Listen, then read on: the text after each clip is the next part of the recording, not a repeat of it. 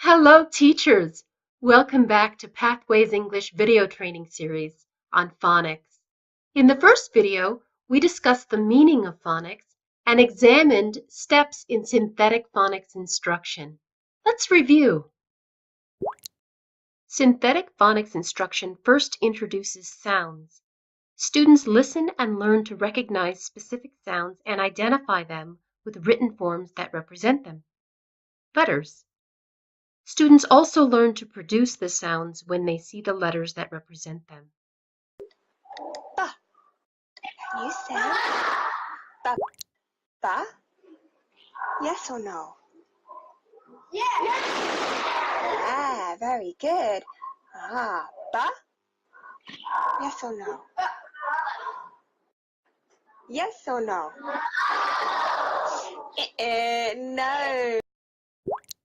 Next, students learn to blend the sounds together. Ba. Ah. X. Box.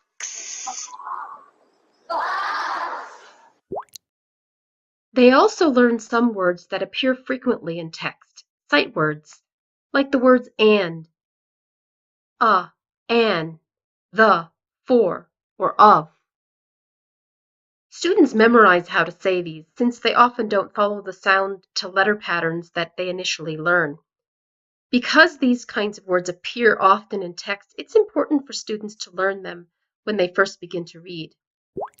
The combination of learning sounds for letters and learning to blend the sounds to say words, as well as learning sight words, provides students with the skills they need to begin to read. Although Pathways English lesson materials provide guidance to help us know how to teach phonics, we should prepare ways to make lessons engaging and fun. We should also prepare approaches to help students who may need more practice. Let's see some examples. Young children benefit from voice changes and actions. So we can vary voice pitch, tone, and speed. We can use hand or body shapes with sounds. We can sing and chant the sounds. Clap, snap fingers, stomp, or use other rhythmic motions with sounds.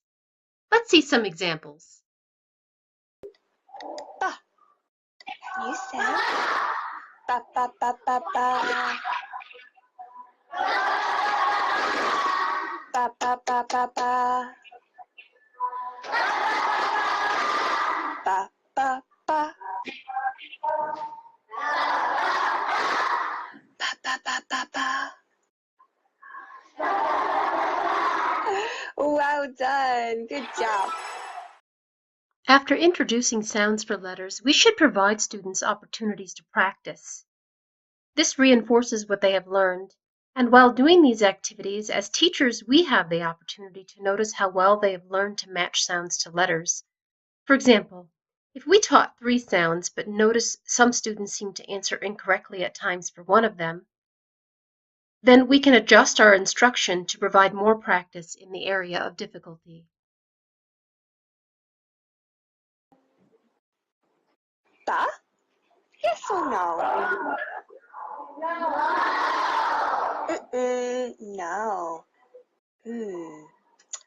Ba? Yes or no? Yes. Ah, very good. Ba? Yes or no? Yes or no? No, it isn't. Ba? Is it yes or no? No, not ba. Is this ba?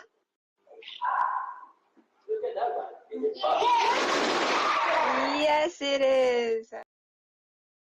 Other activities should give students opportunities to show they can blend sounds together to read words. We'll see this in the next activity. Before doing this activity, students have learned sounds for letters, and they have practiced blending the sounds to form words. Now, they will demonstrate their ability to produce the words. We will see clips of two different classes. Notice how the activity is handled in different ways. In the first clip, the entire class answers each time. In the second clip, individual students answer.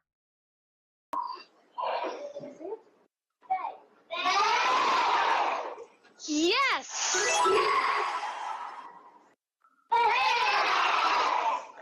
Yes!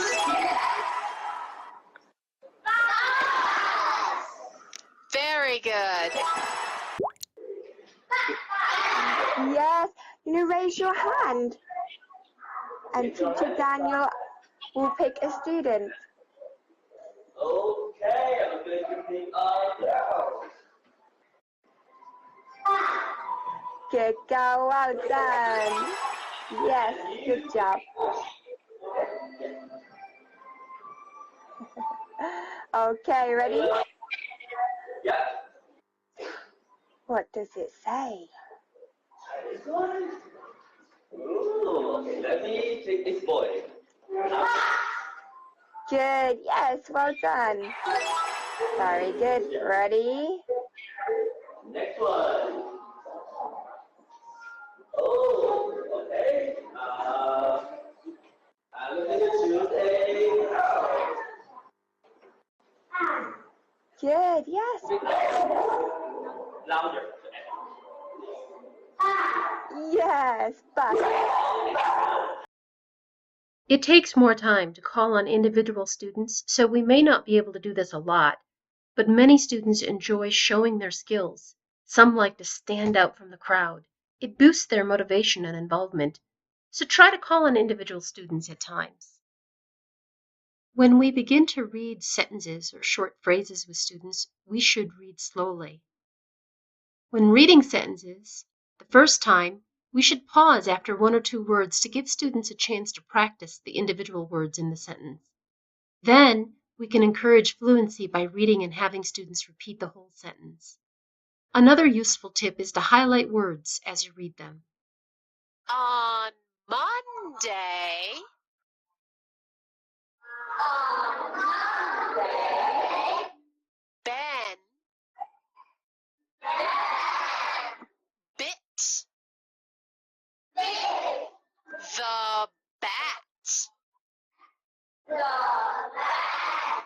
On Monday, Ben bit the bat.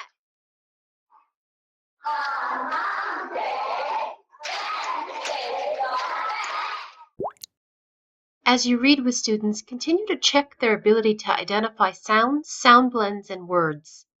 Let's see one way to do this. Listen. Bad. One or two? Two. Yeah, well done. Good job. Okay.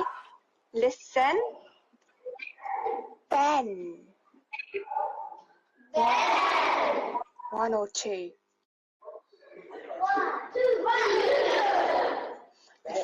Ben. Yeah, one. Remember, with synthetic phonics instruction, our objective is to help students produce sounds for corresponding letters and blend sounds to make words. Review is important, and how we review is important too. In many phonics activities, pictures are not shown. Students must listen to sounds and identify the corresponding word without relying on the pictures. This helps students focus on sound to letter connections. 3, 4, 5, 6.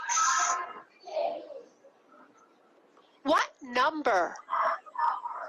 Baby.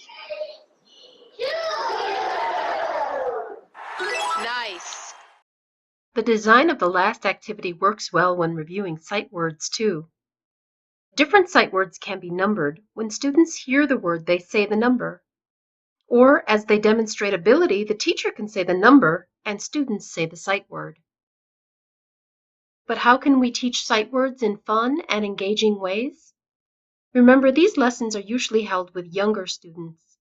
Young students benefit from performing actions while they learn. They also have short attention spans, so activities should change frequently.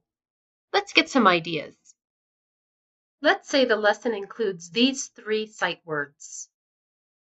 First, the teacher may introduce the words individually and have students repeat them. Then, the teacher can include some actions or repetitions to make it more fun. After demonstrating the patterns for a bit, the teacher could write numbers next to each word, demonstrating the number of claps. The teacher can say a word once and have students clap and repeat it based on the number next to the word. In this activity, when the teacher says of, boys stand up. When the teacher says on, girls stand up. Those activities help students practice listening and producing the sounds. They also need practice saying or reading the words, so the words can be individually flashed across the screen to help students learn to quickly identify the written forms. In this activity, the teacher says a word and students count and say the number of times they see it. This activity is a bit more difficult. Students see 2 out of the 3 words and must say the missing word. As you can see, there are many ways to teach sight words. Perhaps you have some of your own ideas. As you choose how you will do it, remember, it's our task to help students stay engaged and prepared to read the sight words in their text. Teaching sight words is just a small part of the synthetic phonics instructional process. When you prepare for phonics lessons, keep in mind the learning process with synthetic phonics. Students listen to the sounds and demonstrate recognition of specific sounds, and they begin to produce them. They learn to blend the sounds together to form words. They learn some sight words, and then they begin to read.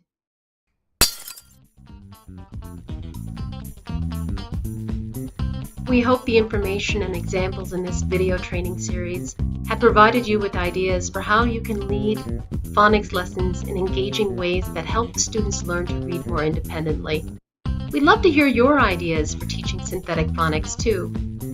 Thanks for watching.